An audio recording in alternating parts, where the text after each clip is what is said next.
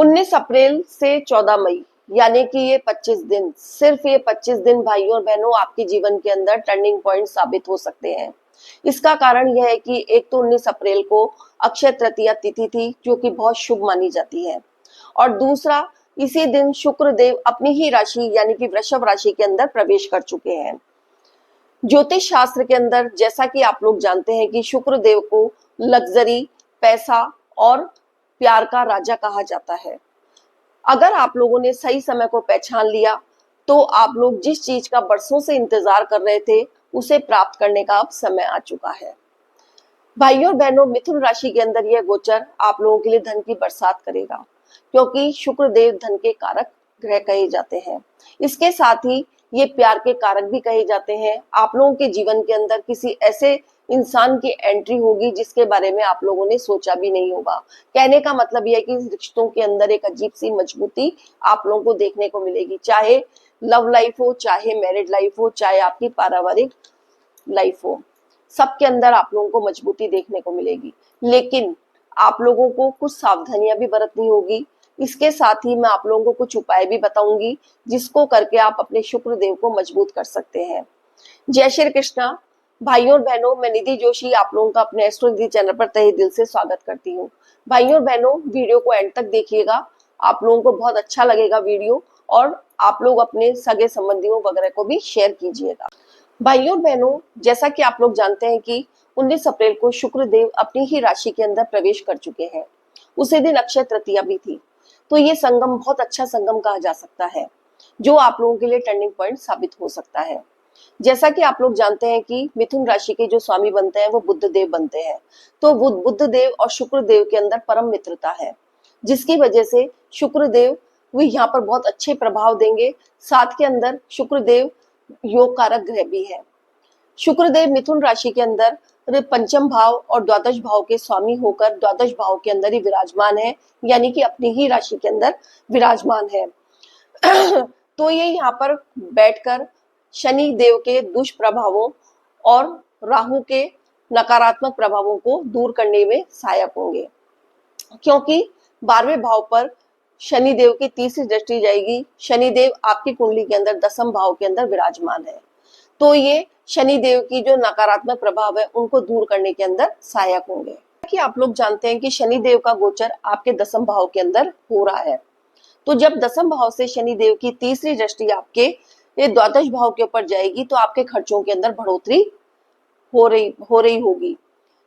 लेकिन यहाँ पर शुक्र देव बैठकर अपनी ही राशि के होकर बैठे हुए हैं, और शुक्र देव धन के कारक हैं और शनि देव खर्चों के, तो वहां पर बैठकर शुक्र देव अपनी सौम्यता प्रदान करेंगे, जिसकी वजह से शनि देव के जो की दृष्टि की वजह से आपके खर्चे बढ़ रहे हैं उसके अंदर आप लोगों को राहत मिलेगी, क्योंकि शुक्र देव धन के कारक हैं और बहुत सौम्य ग्रह है और स्वराशि के होकर बैठे हुए हैं, तो वो इस भाव को बहुत सौम्य बना देंगे और आपके खर्चों के अंदर आप लोगों को राहत मिलनी शुरू हो जाएगी।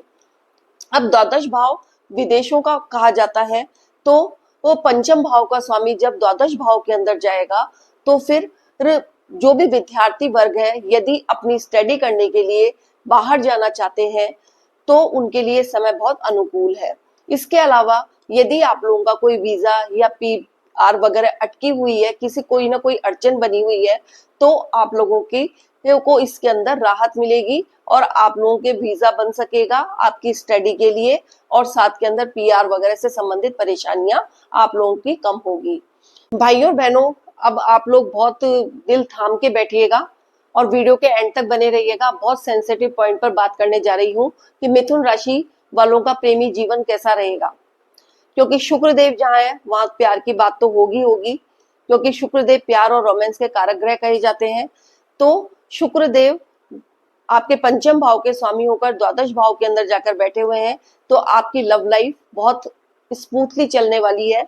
अगर आपकी लव लाइफ के अंदर अब तक कोई परेशानी चली आ रही थी, किसी न किसी तरीके का मनमुटाव चला आ रहा था, आप लोगों के बीच गलतफहमी बनी हुई थी, कंफ्यूजन की स्थिति बनी हुई थी, छोटी छोटी बातों पर नोकझोंक हुआ करती थी, तो अब ये समय आप लोगों के लिए अनुकूल होने वाला है। आपके रिश्तों के अंदर एक अजीब सी मजबूती आने वाली है। इसके अलावा दिल थाम कर बैठिए, आप लोगों के जीवन के अंदर किसी न किसी इंसान की एंट्री भी होने वाली है, जिसकी आप काफी टाइम से चाहत कर रहे थे। अब द्वादश भाव को शय्या सुख भी देखा जाता है। तो आपका वैवाहिक जीवन के अंदर अब तक कोई परेशानी चली आ रही थी, दोनों के बीच नीरसता बनी हुई थी, लेकिन अब आप लोगों का वैवाहिक जीवन सुखमय और आनंदमय भी रहेगा। अब जब शुक्रदेव की एक दृष्टि होती है, सातवीं दृष्टि, जब शुक्रदेव वो अपनी सातवीं दृष्टि से आपके छठे भाव को देखेंगे, तो फिर छठा भाव आपकी जॉब का है, आपके रोग ऋण रिपू का है। तो आप लोगों की जॉब के अंदर आप लोगों को बहुत परिवर्तन देखने को मिलेगा। अब तक आपकी जॉब के अंदर कोई परेशानी चली आ रही थी, उसको से आपको राहत मिलेगी। अब शुक्रदेव धन के कारक हैं, तो आप लोगों को इंक्रीमेंट मिल सकेगा। आप लोग काफी टाइम से प्रयत्न कर रहे थे कि आप लोगों को प्रमोशन मिले, तो आप लोगों को प्रमोशन मिल सकेगा। साथ के अंदर आप लोगों का कहीं ना कहीं से रुका हुआ पैसा भी आप लोगों को मिल सकता है।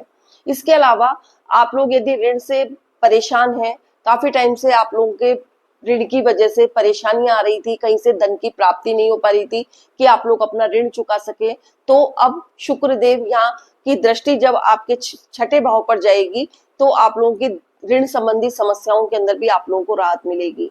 इसके अलावा आप लोग काफी टाइम से किसी बीमारी से परेशान थे, या काफी लंबे टाइम से आपके कोई बीमारी चली आ रही थी, तो उसके अंदर आप लोगों को राहत मिलेगी। किसी भी तरीके का कोई कोर्ट केस वगैरह आप लोगों के ऊपर चल रहा था, वो सुलझ नहीं पा रहा था, उसके अंदर काफी परेशानियां आ रही थी, तो आप लोगों के कोर्ट केस के अंदर भी आप लोगों को राहत मिलेगी। तो इस तरीके से जब शुक्र देव की सातवीं दृष्टि आपके छठे भाव के ऊपर जाएगी, तो आप लोगों के जो भी परेशानियां अब तक आप लोगों को चली आ रही थी, वो सारी परेशानियां आप लोगों की दूर होगी। जैसा कि आप लोग जानते हैं कि शुक्र देव की दो राशियां हैं, एक तो वृषभ राशि और दूसरी तुला राशि। मिथुन राशि वालों के वृषभ राशि के अंदर शुक्रदेव स्वयं विराजमान है और दूसरी राशि उनके पंचम भाव के अंदर आती है। सच मानिए, आप लोग यकीन नहीं करेंगे, पंचम भाव आप लोगों के प्यार का भाव है, शिक्षा का भाव है, आपकी संतान का भाव है, साथ के अंदर आपकी बुद्धि का भाव है और आपकी क्रिएटिव माइंड का भी भाव है। तो जब पंचम भाव का स्वामी आपके द्वादश भाव के अंदर गोचर करेगा, तो आप लोगों के जो क्रिएटिव माइंड्स है, उससे आप लोगों को लाभ की प्राप्ति होगी। अगर आप लोग फिल्म लाइन से जुड़े हुए हैं, या फिर सोशल मीडिया से जुड़े हुए हैं, या फिर कोई ऑनलाइन गतिविधि करते हैं, तो यह गोचर आप लोगों के लिए वरदान साबित होगा।